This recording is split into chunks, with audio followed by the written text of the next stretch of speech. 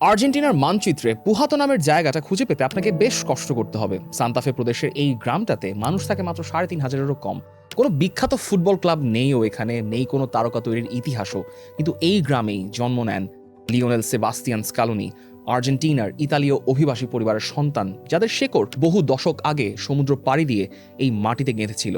বিশ্বকাপ দেখুন বায়োস্কোপ প্লাসে, সব নেটওয়ার্কে, সব ডিভাইসে। নিউওয়েলস ওল্ড বয়েজের যুব একাডেমিতে যোগ দিয়েছিলেন স্কালোনি কিশোর বয়সেই। এস্তুদিয়ান্তেসে পেশাদার অভিষেক হয়েছিল। এরপর শুরু হলো একটা লম্বা ঘোরাঘুরির ক্যারিয়ার, যেটাকে আমরা বলি নোম্যাড, যাযাবর ক্যারিয়ার। ইউরোপের দেপোর্তিভো লা করুনিয়া, রেসিং সান্তান্দের, লাৎসিও এবং আতালান্তায় গেলেন, কিন্তু স্থিত হতে পারলেন না। প্রত্যেকটা ক্লাবে তিনি ছিলেন অবশ্য নির্ভরযোগ্য, বেশ ডিসিপ্লিনড এবং খুবই উইটি একজন রাইট ব্যাক, কিন্তু কখনো তিনি সেই খেলোয়াড় হতে পারেন নাই যাকে ঘিরে পুরো স্টেডিয়াম জেগে উঠবে, মেতে উঠবে। ২০০৬ বিশ্বকাপের আগে স্কালোনির দরকার ছিল নিয়মিত গেম টাইম পাওয়া, তাই ধারে চলে যান ওয়েস্ট হ্যামে। তার আশা হয় ইংলিশ প্রিমিয়ার লিগে। সেখানে ৬ মাসের অধ্যায়ে এমন একটা ঘটনা ঘটে যায় যেটা তার জীবনের গতিপথই একদম পাল্টে দেয়। ২০০৬ সালের ১৩ মে কার্ডিফে এফএ কাপের ফাইনাল চলছে। তাদের ওপোনেন্ট লিভারপুল। ম্যাচের ৯১ মিনিটে ওয়েস্ট হ্যাম এগিয়ে যায় ৩-২ ব্যবধানে। মাঠে তখন বলটা স্কালোনির পায়। তখনই একটা চিৎকার শোনেন তিনি, মনে হয় কোনো একটা প্লেয়ার ইনজুর্ড হয়েছে। তার মাঝখানে ফেয়ার প্লের চেতনাটা এমনভাবে আসে যে তিনি বলটা মাঠের বাইরে পাঠিয়ে দেন, কিন্তু সেটা হয়তো তার করা উচিত হয়নি। খেলা আবার শুরু হতেই লিভারপুল বলের পজিশন নেয় এবং নরওয়েজিয়ান রিসের ক্রস থেকে দূরপাল্লার একটা অবিশ্বাস্য শটে গোল করে বসেন স্টিফেন জেরার্ড। অতিরিক্ত সময় পেনাল্টিতে হেরে যায় ওয়েস্ট হ্যাম, হেরে যান লিওনেল স্কালোনি। আমরা যদি সেই ম্যাচটা জিততাম, নিশ্চিতভাবেই আমি ওয়েস্ট হ্যামে থেকে যেতাম। পরবর্তীতে প্রেস কনফারেন্সে বলেছিলেন একটা স্কালোনি। ম্যাচ শেষের পার্টিতে কোচ অ্যালান পার্ডিউ তাকে জড়িয়ে ধরে বলেছিলেন, কিছু হলে আবার কথা বলবো। সেই মুহূর্তটাতেই স্কালোনি বুঝে যান তার লন্ডনের অধ্যায়টা শেষ হয়ে গেছে। পরে স্কালোনি নিজেই স্বীকার করেছিলেন, আমার মনে হয় তারা আমাকে দোষ দিয়েছিল কিনা। হ্যাঁ, আমার মনে হয় তারা আমাকে দোষ দিয়েছিল, কিন্তু এই ট্র্যাজেডিটাই তার জীবনের সবচেয়ে বড় আশীর্বাদ হয়ে আসে। ওয়েস্ট হ্যাম ছাড়ার পর তিনি মায়োর্কাতে যোগ দেন, আর সেখানেই দেখা হয় তার হবু স্ত্রীর সঙ্গে। আজ ফিরে তাকিয়ে স্কালোনি বলেন, আজ আমার ২ সন্তান আছে সেই একটা ম্যাচের কারণে। ওই সময়টার একটা বৈপরীত্য বোঝা জরুরি। যখন লিওনেল মেসি বার্সেলোনার লা মাসিয়ায় বসে ধীরে ধীরে ফুটবল ইতিহাসের সবচেয়ে বড় নাম হয়ে উঠছেন, ঠিক তখনই আরেকজন লিওনেল স্কালোনি ইউরোপের মধ্যম সারির ক্লাবগুলোতে নিজের জায়গা টিকিয়ে রাখার লড়াই করছেন। এমনকি এক ভুল বোঝাবুঝির খেসারতও দিতে হচ্ছে তাকে। কোনো ম্যাগাজিনের কাভারে তিনি নেই, শুধু মাঠে নিয়মিত হাজিরা দেন, নিয়মিত পরিশ্রম করেন, আর কোচদের কাছ থেকে একটাই প্রশংসা পান, ছেলেটার মাথায় বুদ্ধি আছে এবং তার উপর নির্ভর করা যায়। ২০০৬ বিশ্বকাপে পেকারম্যানের দলে স্কালোনি সুযোগ পেয়েছিলেন কেবলমাত্র তার এই ফুটবলের প্রখর বুদ্ধির কারণে, কিন্তু বিশ্বকাপে তার ভূমিকা ছিল খুবই সামান্যই, একটা লাইনের ফুটনোটের মতো। কারণ যে মানুষ নিজে কখনো তারকা হয়ে উঠতে পারেননি, ভবিষ্যতে সেই যে হয়ে উঠবেন তারকা তৈরির সবচেয়ে বড় কারিগর, সেটা হয়তো পেকারম্যান সে সময় কিছুটা হলেও বুঝতে পেরেছিলেন। খেলা ছাড়ার পর স্কালোনি সরাসরি বড় কোনো কোচিং চেয়ারে বসেননি, বরং শুরু করেন প্রথাগত পথে ইউএফা বি লাইসেন্স, তারপর ইউএফা এ লাইসেন্স। এই ধাপগুলো তাকে শুধু ফুটবল বেসে দায়িত্ব পালনের অনুমতি দেয়। বড় স্বপ্ন পূরণ করতে হলে তো দরকার ইউএফা প্রো লাইসেন্স, অর্থাৎ প্রো কোর্সের সর্বোচ্চ লাইসেন্স, যা তাকে যে কোনো পর্যায়ে কোচিং করার সুযোগ করে দেবে। স্পেনের লা রোসাসে রয়্যাল স্প্যানিশ ফুটবল ফেডারেশনের সদর দপ্তরে সেই কোর্সে পরবর্তীতে ভর্তি হন স্কালোনি, আর সেখানেই তার শিক্ষক হিসেবে পান তিনি এমন একজনকে যার নাম পরে ইতিহাসে ফিরে আসবে আরও অদ্ভুতভাবে, প্রায় অবিশ্বাস্য একটা মোড়কে, লুই দে লা ফুয়েন্তে। ট্যাকটিক্সের ক্লাস শেষ হলেও দে লা ফুয়েন্তে ছাত্রদের সঙ্গে ঘন্টার পর ঘন্টা কথা বলতেন। স্কালোনির ভাষায় তিনি খুব কাছের একজন মানুষ ছিলেন, ফুটবলের প্রকৃত একজন মানুষ। স্প্যানিশ জাতীয় দলে তার এত ভালো করার পেছনে এটাই হয়তো স্পষ্ট একটা কারণ। ২০২৪ কোপা আমেরিকার সময় স্কালোনি হাসতে হাসতে সাংবাদিকদের বলেছিলেন, সে ছিল আমার শিক্ষক।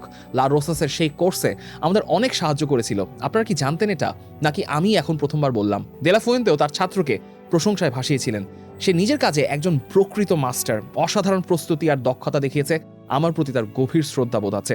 কিন্তু এই শিক্ষক ছাত্রের রসায়নের আগে স্কালোনিকে পাড়ি দিতে হচ্ছে একটা বন্ধুর পথ। হোর্হে সাম্পাওলির সহকারী হিসেবে ২০১৮ সালে রাশিয়া বিশ্বকাপে আর্জেন্টিনার হিউমিলিয়েশনটা খুব কাছে থেকে দেখেছিলেন স্কালোনি।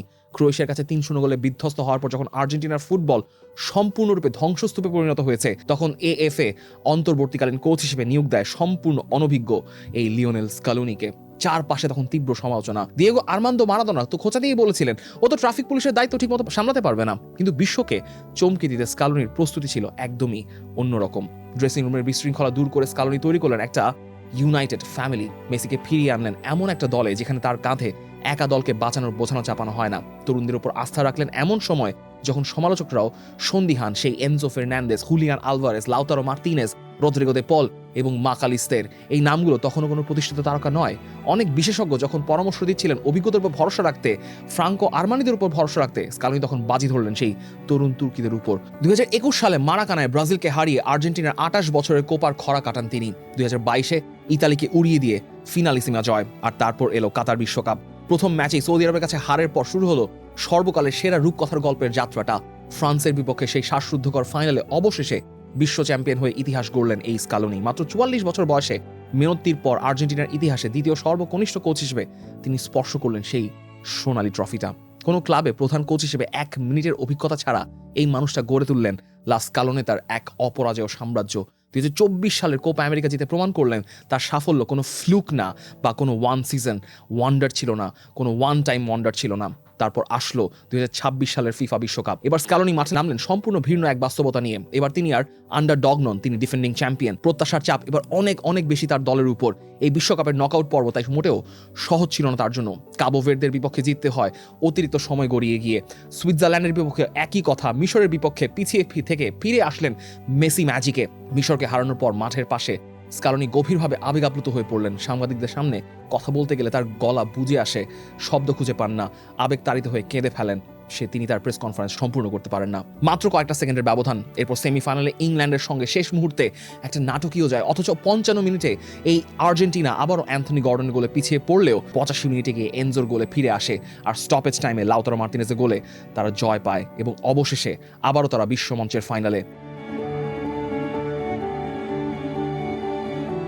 19 জুলাই 2026 মেটলাইফ স্টেডিয়াম বিশ্বজয়ের মঞ্চে মুখোমুখি শিক্ষক আর ছাত্র। এক পাশে 47 বছর বয়সী স্কালোনি, কোনো ক্লাব অভিজ্ঞতা ছাড়াই যিনি গড়েছেন একটা ডাইনেস্টি, আর অন্য পাশে স্পেনের দেলা ফুয়েন্তে, যিনি একসময় ক্লাসরুমে তরুণ স্কালোনিকে ফুটবল শিখিয়েছিলেন। দুই ভিন্ন দর্শনের মুখোমুখি একটা লড়াই। এই মুহূর্তটা একটা গভীর আর নিগুড় গুরুত্ব আছে। 2006 সালে যে মানুষটা নিজের বিশ্বকাপের গল্প ছিল মাত্র কয়েক মিনিটের একটা ফুটনোট, সে মানুষটা একটা ভুল বোঝাবুঝির কারণে ওয়েস্ট হ্যাম থেকে বিদায় নিতে বাধ্য হয়েছিলেন। আজ সেই মানুষটাই দাঁড়িয়ে আছেন এমন এক কীর্তির দোরগোড়ায় যা ফুটবল ইতিহাসে খুব কম কোচই স্পর্শ করতে পেরেছেন। পরপর 2টি বিশ্বকাপের ফাইনালে নিজের দলকে নিয়ে যাওয়া এবং সম্ভাব্য একটা পরপর 2টো বিশ্বকাপ জিতে ফেলার গৌরবটা অর্জন করা। যে ছেলেটা কখনো মেসি হতে পারেননি, পুহাতর সেই সাধারণ ছেলেটা, তিনি আজ গড়ে তুলেছেন এমন একটা দল যে দল মেসিকে করে তুলেছে অমর। সেই অমরত্বকে আবারও অমর করতে হয়তো একটা সম্ভাবনা লিওনেল মেসিদের সামনে আছে, কিন্তু এই অমরত্বকে অমর করার সম্ভাবনা করার দায়িত্বটা এমন একজনের কাঁধে যিনি কখনো তারকা ছিলেন না, তবে তার হাতেই রচিত হয়েছিল ফুটবল বিশ্বের সবচেয়ে উজ্জ্বল তারকার অমর কবিতাখানি। সেই কবিতাটাই আবারও হতে পারে পুনরাবৃত্তি। লিওনেল স্কালোনি কি করে দেখাতে পারবেন সেই অসম্ভবকে সম্ভব? তবে লা স্কালোনার পক্ষেই সেটা করে দেখানো সম্ভব। বিশ্বকাপ দেখুন বায়োস্কোপ প্লাসে, সব নেটওয়ার্কে, সব ডিভাইসে।